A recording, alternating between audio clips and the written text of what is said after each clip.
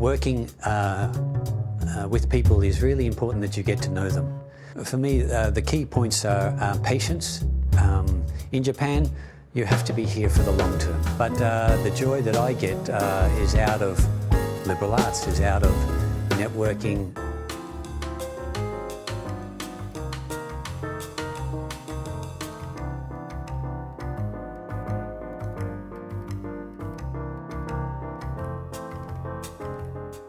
Hi, I'm Neil Butler, Australian. I came to Japan in 1982 for a holiday. Now I'm the CEO of a media marketing communications company. I publish Japan's #1 English magazine called Metropolis. I also do business consulting. I help international companies come into Japan, and I also help Japanese companies communicate better internationally through content creation, website development, design. Using all of the skills of my publishing business, I can help Japanese companies go overseas as well. I'd like to say I'm a bridge. Metropolis is a bridge between Japan and the rest of the world.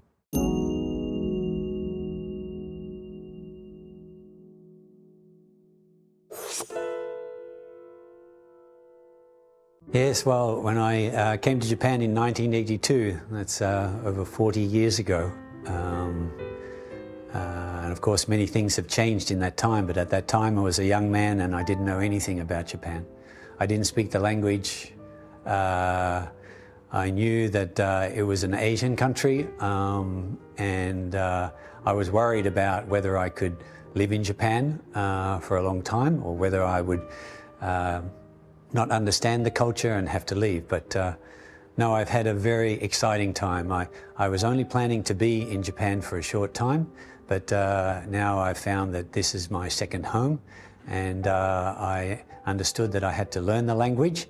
I then started to think about not just who I was in Japan, but what I can do for Japan. And so in the early days, it was a struggle to do business.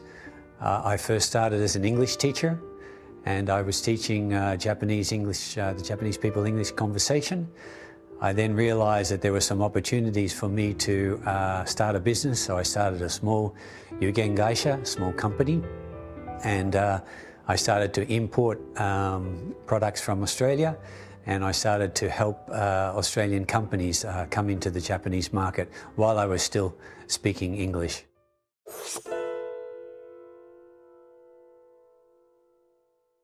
So over the past 40 years, I've done many things, from English teaching to running small businesses.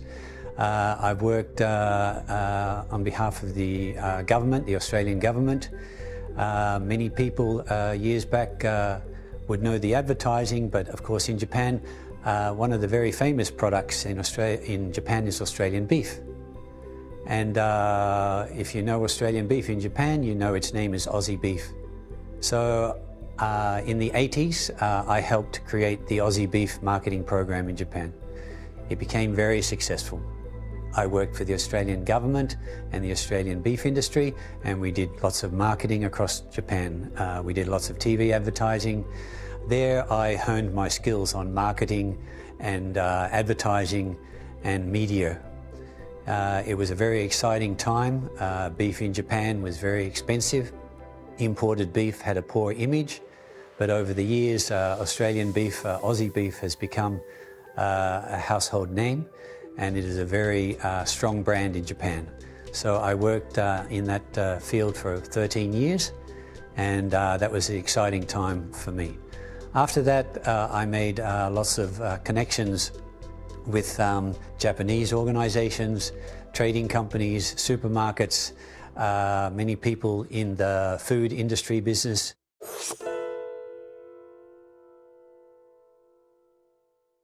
I know, of course, because I grew up in a Western country, but to merge the two is a challenge for many people, but my length of time in Japan and my understanding of both of them has helped me create a very successful business. The key for me now in my life at 65 years of age is to give back to Japan. My job is, as that bridge, is to help Japan become much more international and for the world to understand Japan in a much stronger, better way. So I do that through my media business. Metropolis is not only a print magazine, it's also online. We have a popular website.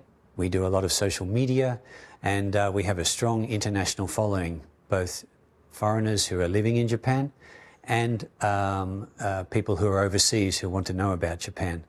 So for me, giving back is showing Japan to the world, its lifestyle, society, where to go, what to do, what's exciting about Japan. It's one of the places where a lot of international people would like to come. It's becoming a very popular tourist destination, and so through online media they can find out a lot about Japan through my business, and I really enjoy doing that. They can find out where to go, what to do. On the other side, international companies coming into Japan, I have a very strong knowledge of how to do business in Japan, so helping international companies is also one of the things that I really enjoy doing.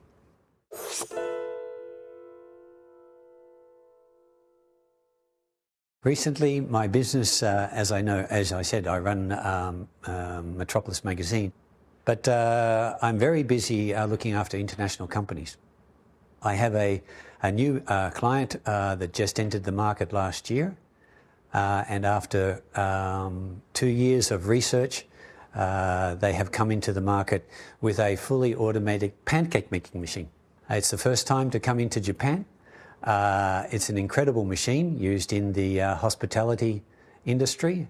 It's used in buffets at hotels, airports, restaurants, and it is a very exciting product. It's the only type of product in the world, and it is very unique. And in Japan, many hotels are now using that pancake machine. So I've enjoyed very much seeing a company that knows nothing about Japan to come into the Japanese market, and for me to use my skill in understanding the Japanese way for business with a company that knows nothing about Japan. They don't speak Japanese, and although they've had success in other international markets, Japan has been a new market for them. So I've really enjoyed helping them develop their business in Japan, which is expanding rapidly now. So that part of my business, business consulting, is one of the things that I very much enjoy. As a media company, I have lots of resources and skill in my company. My team is mostly foreigners who are living in Japan, and we have a team of writers, we have a team of designers, we have a team of website developers, and so what I love to do is work with Japanese companies to help build their international communication skills. Many Japanese companies have an interest in going international, but they don't know how to do it. And so me being living in Japan for such a long time and understanding the Western ways and having the skill set and the resources to help Japanese companies communicate, I'm finding it very successful and rewarding in helping a Japanese.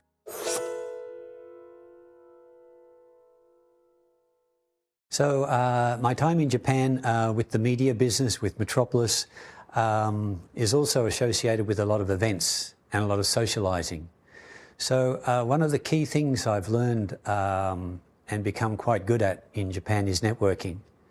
And I find that networking is very important to conduct my business, both in me understanding the particular client or the particular person I'm talking with, or how to use my networking connections to help people get together.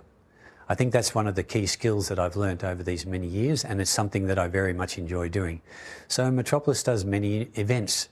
We have large international events, parties. Our Halloween party every year attracts hundreds and hundreds of international people and Japanese people getting together to enjoy socializing together. But I also am involved in working with different groups to use my skill to help those groups create business opportunities. One of those groups is an international group of foreigners called Business is Social. Another group that I am working with is a Latin American organization called the Japan Association for the Promotion of Latin America. And this is an association started by the ex-ambassador to Panama, and he wanted to build better business and educational and cultural ties between Latin America and Japan. There are many products and services in Latin America that can be very possible business opportunities in Japan, and there are many Japanese products and business services that can be used in Latin America. So this again is going back to my knowledge of doing business and building bridges between the international community and Japan. So those are the areas where I use my expertise in assisting and communicating with Japan in terms of what we're doing for our business in that area.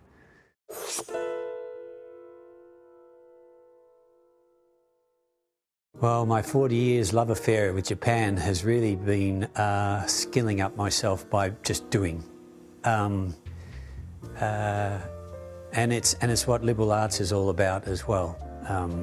It's what we do, we learn, well, either in school or out in the workplace. And for me, I find that doing my business, meeting people, having the experiences between the various cultures is what creates my skill.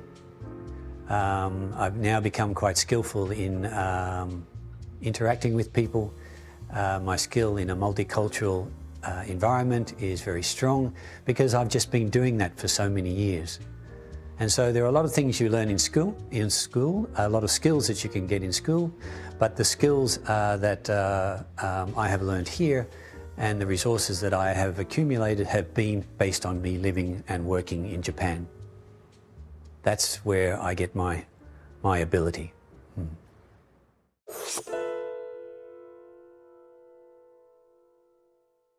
Yes, the trends. Well, certainly business has changed a lot, and the COVID pandemic made a lot of changes in the business environment. Many small businesses did not survive. It was a very tough time for 3 or 4 years. And this year has been a kind of relearning for the business community and for society. How do we do our business? How do we live post-COVID? And so this in itself has created certain trends. Remote work. Many of my staff now work remotely. And I find that I can do that because they write for us or they design. They don't have to do that in an office environment. But at the same time, there are many companies that are bringing their workforce back into the office because they see a need to work productively in an office environment. But things have changed in terms of our lifestyle and how we do our business.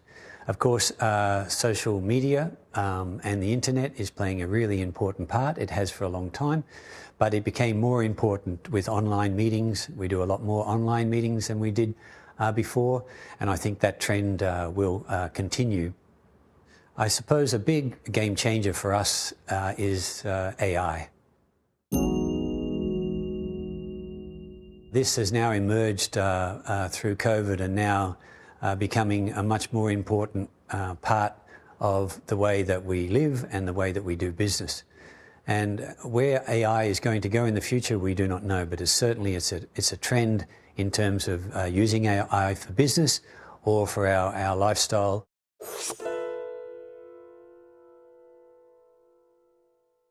Well, I'm an old guy in Japan at 65 years of age. I've learnt by doing here in Japan. And the world is changing. Internet has changed a lot of things that we do. But still, in English we say old school. I'm old school. I believe in face-to-face. I believe in networking. I think they're very strong and they'll continue to be strong. Those kind of skill sets you need to learn. And working with people is really important that you get to know them. My business and collecting advertising for my magazine or finding companies that want to do business with me is based on my ability to be attractive and sincere and reliable, so that someone can see they can do business with me. Those qualities are extremely important, and I think you get them through networking and meeting face to face. The internet and online is changing the way that we interact with people, and there are some good things about that, some convenient things about that, but a lot of the direct contact with people is missing, and I wonder how the world will move forward and how young people will develop those personal skills, especially in an intercultural and multicultural environment. And Japan is becoming much more multicultural, with more foreigners coming here and Japanese learning more about the international world. And so Japan needs to adapt in the way that it meets people, the way that it conducts business internationally. And so those kind of opportunities need a skill set. And for me, the key points are patience. In Japan, you have to be here for the long term.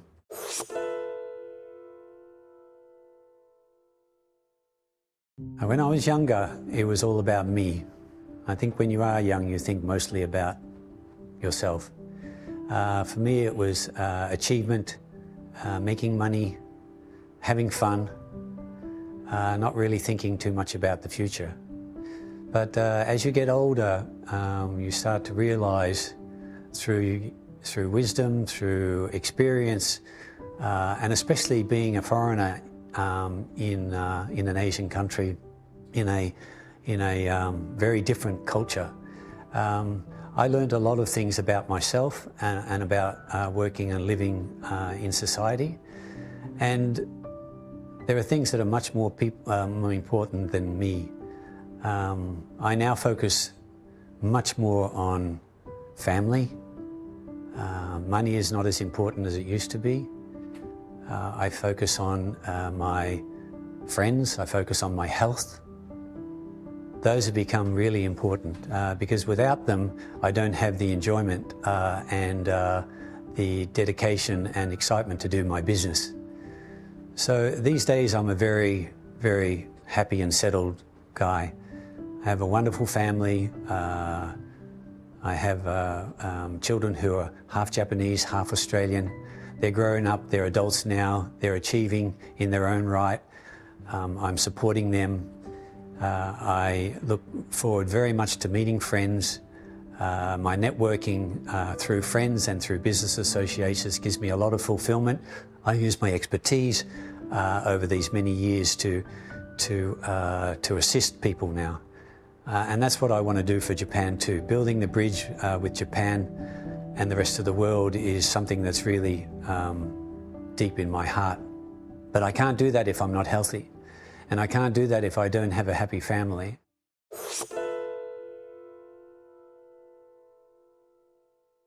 Yeah, well, liberal arts is something that you study in college. I didn't go to college when I was younger. I went to college, university in my 40s. And so in those early days, I didn't really know what liberal arts was all about. So my learning of liberal arts didn't come from school. And when we talk about liberal arts, well, what is liberal arts? It's a greater learning, not just for a profession or for vocation. It's a greater learning about how to communicate, how to live your life in a general, more broader sense. It gives you much more greater insight into the world and to how we live. Those are things that I think are key for anybody. So yes, being a professional businessman has been exciting. Making money is very exciting. But the joy that I get is out of liberal arts, is out of networking. And so for me, liberal arts has been what I've been doing for the last 40 years, learning my skills in society how to work with people, how to enjoy my life, how to grow my family, how to grow my business. It comes from a much wider learning that I didn't find in school.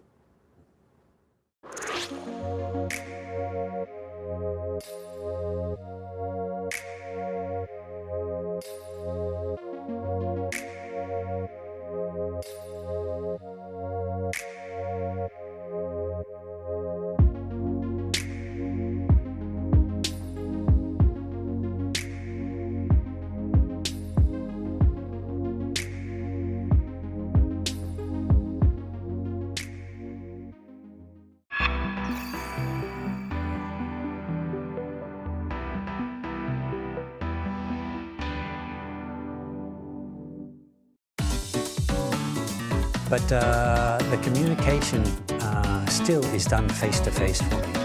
Friendliness, trust,